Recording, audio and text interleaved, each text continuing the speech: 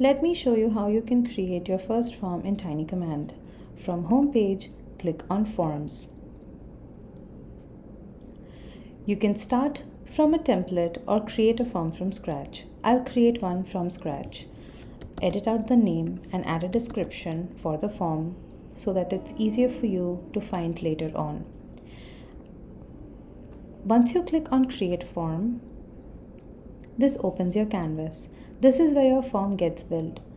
To add your first question, either double-click anywhere or click on Add Node at the bottom.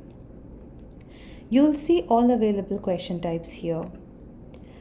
If you hover on any of them, you'll see what it does and when to use them, and which are the suitable use cases for that question type. For now, that's all you need to get started.